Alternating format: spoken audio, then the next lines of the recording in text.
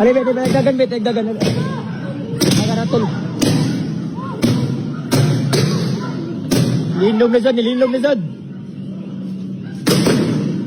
Pag lindog, tanawang kuhan.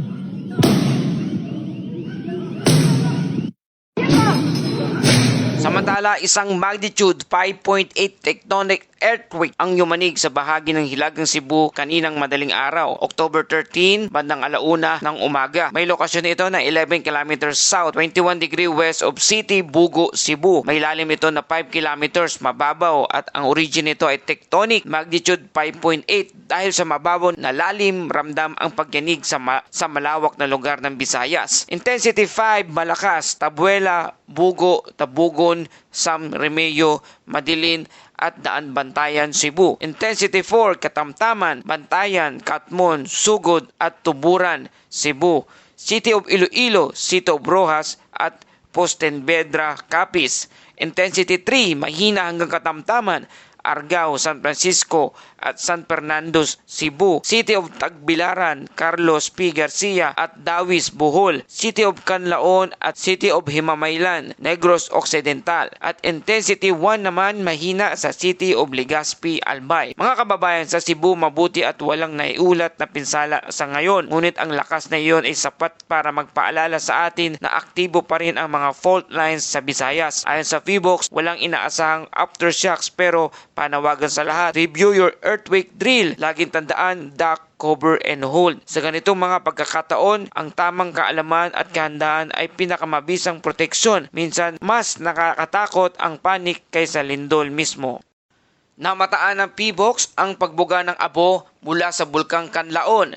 Kasabay nito, patuloy ding nakakitaan ng aktibidad ang Bulkang Bulusan. May potensyal na bagong bagyo na tatawaging Ramil na binabantayan sa Pasipiko at ilang lindol na tumama sa Zambales at Sarangani. Maraming klase na rin ang nagsuspinde sa ilang lugar dahil sa sama ng panahon at mga aftershocks. Lahat ng yan ay ating sasagutin at iaanalisa at ipapaliwanag sa simpleng paraan dito sa Pilipinas Weather Ngayon. Magandang araw Pilipinas, ito ang Pilipinas Weather Ngayon ngayong araw ng Lunes, October 13, 2025. Narito ang ating update sa panahon at lagay at sitwasyon ng ating bansa. Kung bago ka lang sa ating channel, please like, share, and subscribe para lagi kang updated sa panahon. Salamat sa iyong suporta. Mga kababayan, unahin natin ang Bulkang Canlaon sa pagitan ng Negros Occidental at Negros Oriental. Ayon sa PHIVOLCS, mula 6:47 AM hanggang 7:17 AM kahapon ng October 12, 2025, araw ng linggo, nakapagdala ng pagbuga ng abo mula sa summit crater nito. Ang taas ng Asplum ay umaabot ng 300 metro na tinangay ng hangin patimog silangan.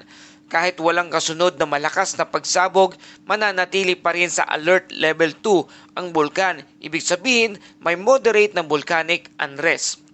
Paalala sa publiko, iwasan ang pagpasok sa 4 na kilometro Permanent Danger Zone o PTZ dahil posible pa rin ang biglang phreatic explosion o pagsabog ng singaw at abo. Mga kababayan, sa Negros, kung napapansin ninyo, ang manipis na ulap o abo sa umaga, mag-ingat lalo na kung may hika o sakit sa baga. Kung maaring magsuot ng face mask at huwag munang magtanim o magpastol malapit sa tuktok ng bulkan.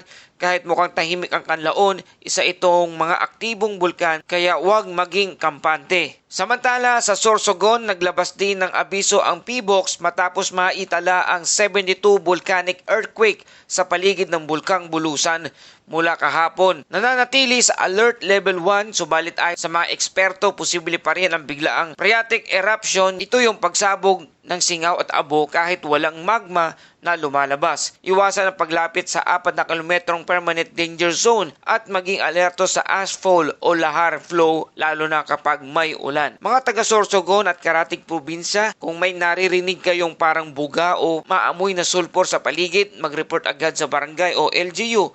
Ang ganitong maliliit na sinyalis ay madalas precursor o palatandaan na aktibo ang gas release ng bulkan. Mga kababayan, ito na may binabantayan na naman na sama ng panahon sa silangan ng bansa na posibleng maging ganap na bagyo sa mga susunod na araw. Sa ngayon, nakikita ng mga weather models ang developing low pressure area o LPA sa Pacific Ocean na posibleng pumasok sa Philippine Area of Responsibility o PAR at tatawagin naman itong Bagyong Ramil kung tuluyang lalakas ito. Ang sistema ay maaring kumilos pa northwest na posibleng makaapekto sa Northern Luzon bago matapos ang linggo. Pero mga kababayan, paalala, hindi pa ito kumpirmadong bagyo. Nagbabago pa ang model data kaya sa ngayon, panatilihin natin ang maingat na pagbabantay. Lalo na kung kayo ay nakatira sa Cagayan Valley o Ilocos Region dahil posibleng maranasan ng ulan o hanging amihang effect. Ang payo ng Pag-asa, i-monitor araw-araw ang mga bulletin, iwasan muna ang biyahe sa dagat kung may alon o gale warning. Maghanda ng emergency kit, lalo na sa mga coastal barangay. Kung mapapansin ninyo, halos kada linggo may gumigising na weather system sa Pacific, sign na nasa active phase pa rin tayo ng rainy season. Kaya hindi lang payong, dapat ready rin tayo sa ulan at baha kahit walang bagyo. Sa kabilang banda, nagkaroon din ng pagyanig kagabi. Magnitude 3 sa San Antonio, Zambales bandang 9:58 PM dulot ng Manila Trench at magnitude 4.5 sa Maitom, Sarangani bandang 7:54 PM na may lalim na 10 kilometers. Ayon sa PBOX, walang inaasahang pinsala o aftershocks, ngunit ito ay paalala na aktibo pa rin ang ating mga fault lines. Mga kababayan, tandaan, kahit maliit ang magnitude, kapag mababaw ang lindol, pwedeng maramdaman sa paligid.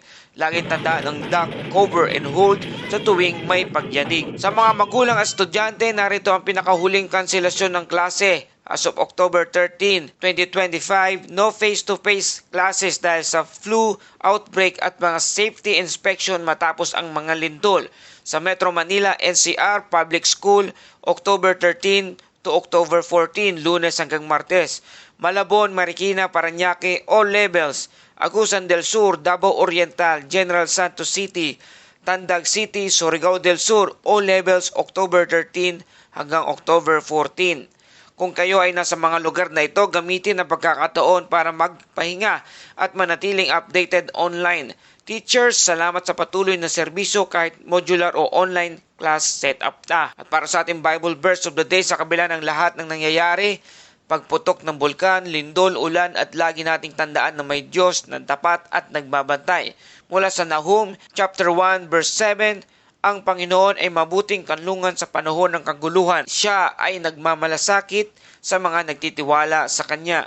Mga kababayan, sa bawat unos, may pagkakataong subukin ang ating pananampalataya, kaya't kahit may banta ng bagyo o lindol, hawakan natin ang tiwala sa Panginoon dahil Siya ang ating tunay na weather shield sa buhay. At yan ang kabuang ulat ngayong araw ng Lunes, October 13, 2025. Salamat sa iyong patuloy na pagtagkilik at pagtutok dito sa ating channel. Huwag kalimutang mag-like, share, and subscribe para lagi kayong updated sa panahon sa mga pangyayari sa weather, volcanic, at earthquake updates. Ito ang Pilipinas Weather ngayon na lagi nagpapaalala, mag-ihanda, mag-alerto, mag-iligtas, ingat tayong lahat.